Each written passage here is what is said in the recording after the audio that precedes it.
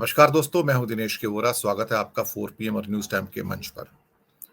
दोस्तों, महत्वपूर्ण खबरें, महत्वपूर्ण स्टेटमेंट निकल कर आ रहे हैं गुजरात से भी और भारतीय जनता पार्टी के अलग नेताओं के मुख से भी। कहीं न कहीं लोकतंत्र पर अब प्रश्न उठने शुरू हो गए हैं कि क्या आने वाला भारत का लोकतंत्र ऐसा होगा जहां पर नेता मनमाने रूप से कुछ भी कहेंगे, जहां पर देश के प्रधानमंत्री भी इस किस्म के स्टेटमेंट देंगे जो देश की गरिमा को और लोकतांत्रिक परंपराओं को और भारतीय परंपराओं को चोट पहुंचाएंगे। प्रश्न बहुत सारे हैं। मुझे लगता है कि इन पर विचार किए जाने की आवश्यकता है, सोचने की आवश्यकता है। एक बहुत मेजर स्टेटमेंट आता है प्रधानमंत्री मोदी जी का गुजरात की रैली के अंदर। Shunt out anti Gujarat gang. और बहुत टाइम्स ऑफ इंडिया के अंदर तो फ्रंट एकदम से न्यूज के रूप में बड़े शब्दों में अंग्रेजी में, shunt out anti Gujarat gang. जो गुजरात को बदनाम कर रहे हैं उन्हें सबक सिखाने की जरूरत है, उन्हें बाहर निकाल देने की जरूरत है।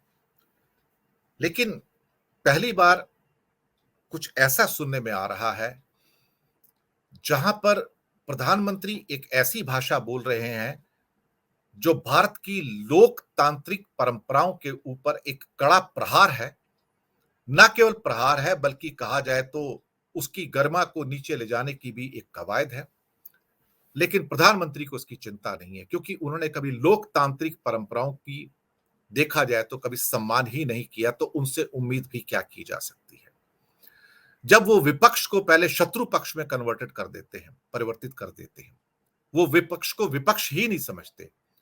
वो समझते हैं कि ये सारे के सारे देशद्रोही हैं और ये देश को देखा जाए तो आगे बढ़ने से रोक रहे हैं। तो आप उस मनस स्थिति को समझने का प्रयास कीजिए।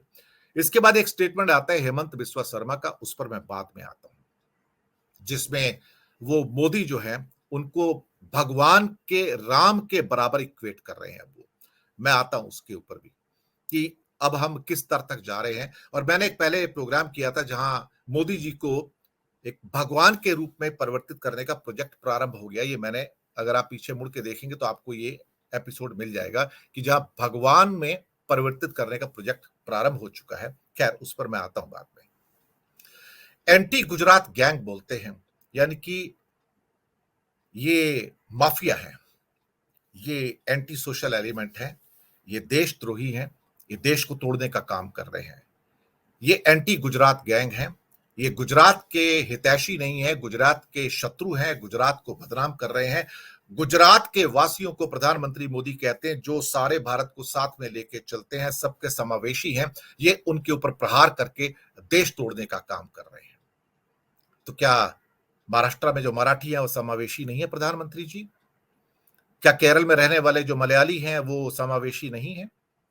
क्या तमिलनाडु के तमिल, कर्नाटका के कन्नड़ा वासी जो हैं, या आंध्रा और तेलंगाना के तेलुगु वासी जो हैं, या बंगाल के बंगाली वासी जो हैं, कश्मीर के कश्मीरी, पंजाब के पंजाबी, या फिर गुजरात के गुजराती को छोड़िए, बाकी क्या लोग, या उड़ीसा के उड़िया लोग, क्या वो समावेशी नहीं है? क्या सबको साथ लेके नहीं चलते हैं? सबको साथ लेके चलते हैं। ये कैसे कहा कि गुजराती ही सबको साथ में लेके चलते हैं और समावेशी हैं?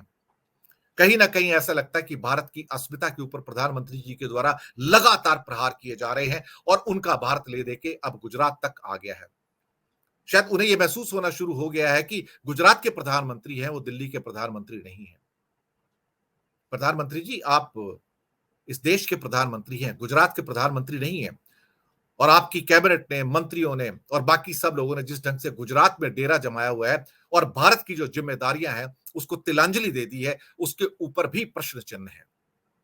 लेकिन यह कहना कि एंटी गुजरात गैंग है, केजरीवाल गैंग के सदस्य हैं, माफिया के सदस्य हैं, राहुल गांधी जो कि नेता है कांग्रेस के और जो अन्य नेता हैं, क्या वो किसी गैंग के सदस्य हैं? क्या गिरोह के सदस्य हैं? क्या यह माफिया है, यह सरगना है क्या? इसका जवाब कौन देगा? जवाब तो देना पड़ेगा किसी न किसी को। लेकिन प्रतिदिन विपक्ष के ऊपर तीखे होते प्रहारों में पहले उनको शत्रु पक्ष में कन्वर्ट करना, फिर उनको गैंग के अंदर कन्वर्ट करना, माफिया के अंदर कन्वर्ट करना, और ये कहना कि ऐसे लोग हैं, अगर ये माफिया है और ये गैंग है और ये गैंगस्टर हैं, तो फिर बाहर कैसे घूम रहे हैं? क्या भारत में अब गैंगस्टर्स को चुनाव लड़ने की परमिशन मिल चुकी है? क्या गैंगस्टर्स अब चुनाव प्रचार कर सकते हैं? क्या गैंगस्टर्स अब रैली निकाल सकते हैं? क्या गैंगस्टर लोगों को संबोधित कर सकते हैं? अगर ऐसा है और आप इन गैंगस्टर्स को उठा के जेल में नहीं डाल रहे हैं, अरेस्ट नहीं कर रहे हैं, तो इस पाप के भागीदार भाजपा सरकार के सभी लोग हैं फिर। अगर राहुल गांधी गैंगस्टर हैं, अगर केजरीवाल गैंगस्टर हैं, क्योंकि एंटी गुजरात गैंग है ये सारा का सारा, और जो एंटी गुजरात गैंग है वो एंटी इंडिया गैंग भी है, तो कहीं ना कहीं इसके ऊपर प्रश्न चिन्ह तो लगेंगे। लेकिन केजरीवाल कोई माफिया किंग नहीं है, राहुल गांधी कोई माफिया किंग नहीं है, तो माफिया किंग कौन है जिनकी मोदी जी चर्चा नहीं करते? तो मैं बताता हूं, गुजरात में एंटी गुजरात गैंग कौन है, मैं बताता हूं। गुजरात के अंदर एंटी गैंग वो है, एंटी गुजरात गैंग वो है जो ड्रग्स का धंधा करता है। लाखों करोड़ की ड्रग्स वहां उतरती है मुंद्रा पोर्ट पे और बाकी पोर्ट्स पर, और आती हैं, उनका रिफाइनमेंट होता है, पूरे भारत में सप्लाई होती है। वो एंटी गुजरात गैंग है, लेकिन उसके खिलाफ एक्शन नहीं होते। उसके खिलाफ कभी नहीं कहा जाता, मोदी जी कभी नहीं कहते कि गुजरात इस समय डेन ऑफ ड्रग्स माफिया है। ये बात आप क्यों नहीं कहते? ये भी तो एक आपका गुजरात मॉडल है। गुजरात इस समय नकली शराब का भारत का सबसे बड़ा केंद्र, जहां पर नकली शराब इतनी बिकती है और कितने सैकड़ों लोग मर गए। ये एंटी गुजरात और एंटी इंडिया गैंग है जिसके ऊपर आप कभी नहीं बोलते। बोलना चाहिए ना। जो एंटी गुजरात गैंग है, जो ड्रग्स का गैंग है, उस पर बोलिए आप। ये गुजरात मॉडल है। जो शराब का माफिया है, ये एंटी गुजरात गैंग है, इस पर बोलिए आप। या फिर वो लोग जिनकी वजह से 134 लोगों की मौत हुई मोरबी के अंदर, वो कौन सा गैंग था? वो कौन लोग थे और वो कैसे खुलेआम घूम रहे हैं? वो एंटी गुजरात गैंग है जिनका नाम एफआईआर के अंदर नहीं आता है, और पूरी भाजपा, केंद्र सरकार, राज्य सरकार बचाने में लगी है। कौन है जयसुख पटेल? क्या रिश्ता है भाजपा का उससे? क्यों बचाया जा रहा है? वो जयसुख पटेल जो अपने किताबों के अंदर, अपने बातों में क्या कहते हैं कि जीपिंग की बात करते हैं, इलेक्शंस को होस्ट ना करने की बात करते हैं, जहां 15-20 साल लोकतंत्र को स्थगित करने की बात करते हैं। सुनने में आया ये। उसको गिरफ्तार भी नहीं किया जाता। गिरफ्तार छोड़िए, इंक्वायरी भी नहीं की जाती। इंक्वायरी छोड़िए, एफआईआर के अंदर नाम भी नहीं लिया जाता। क्या रिश्ता है उनसे भाजपा का? 134 मौतों का जिम्मेदार कौन सा एंटी गुजरात गैंग है जिसको बचाया जा रहा है? ये है एंटी गुजरात गैंग, लेकिन इनकी चर्चा नहीं होती। यह है गुजरात मॉडल का काला सच जिसकी चर्चा नहीं होती है। चर्चा नहीं होती तो रंग रोगन करके जो मोरबी का हॉस्पिटल इवेंट मैनेजमेंट के लिए लाया जाता है, वो एंटी गुजरात गैंग है जिन्होंने रंग रोगन किए, जिन्होंने एक स्कूल बनाया, नकली स्कूल बनाया, नकली टीचर लाए, नकली स्टूडेंट लाए और वहां आपको बिठाया ताकि आप उसका उद्घाटन कर सकें कि मॉडल स्कूल कैसा होता है। आगे चलते हैं। इनकी बात तो प्रधान सेवक जी आप नहीं करेंगे ना, करना भी नहीं चाहेंगे, क्योंकि आपको लगता है कि आप युग पुरुष हैं। और अब तो आप यहां तक बोल रहे हैं कि आप अगले 5 साल के लिए नहीं, 25 साल के लिए वोट दीजिए। आप भाजपा को 25 साल के लिए पक्का कर देना चाहते हैं, जब भारत 100 साल का होगा।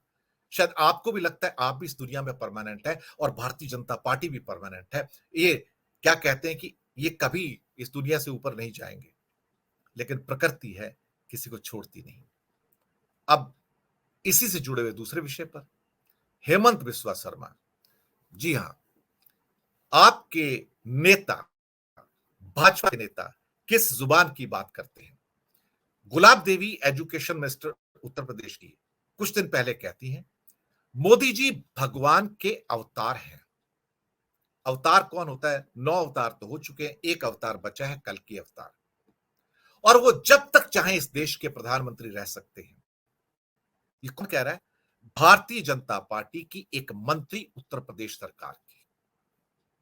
अब इससे पहले नड्डा साहब भी कह चुके हैं कि ये तो देवादिदेव हैं, और जिस ढंग से मोदी जी क्या कहते हैं, उज्जैन के कॉरिडोर में काशी के कॉरिडोर में, अब सोमनाथ में रेड कारपेट बिछा के चलते हैं, सिर्फ उनका ही फोटो आता है।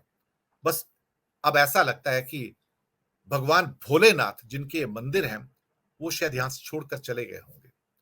वो यहां कहां रहेंगे बेचारे, क्योंकि यहां पर तो अब सिर्फ एक ही व्यक्ति की मूर्त नजर आती है रेड कारपेट पे चलते हुए। वो महादेव नहीं है, वो नरेंद्र दामोदर दास मोदी है। अब हेमंत बिस्वा शर्मा, असम के चीफ मिनिस्टर, अब ये थोड़ा और आगे बढ़ जाते हैं। अब ये कहते हैं दिल्ली में एमसीडी के चुनाव में मुख्यमंत्रियों को भी झोंका जा रहा है, प्रधानमंत्री की भी रैली हो जाएगी, आप देख लीजिएगा। अब वो कहते हैं देश को आफताब की जरूरत नहीं है। और हालांकि एक जगह पहले यह भी बोल दिया था कि अगर मोदी जी चुनकर नहीं आए तो देश के हर शहर में आपको आफताब मिलेंगे। वो श्रद्धा हत्याकांड का आरोपी जो है, आपको याद होगा। हालांकि एक हत्याकांड अभी दूसरा भी हुआ है, जहां पर क्या कहते हैं कि एक नेवल जो पर्सन था रिटायर्ड, उसके भी टुकड़े टुकड़े किए गए, और वो हिंदू परिवार है, उसके टुकड़े टुकड़े करने वाले भी हिंदू परिवार वाले हैं। खैर, ये बात अलग है। हेमंत बिस्वा शर्मा यहां नहीं रुके।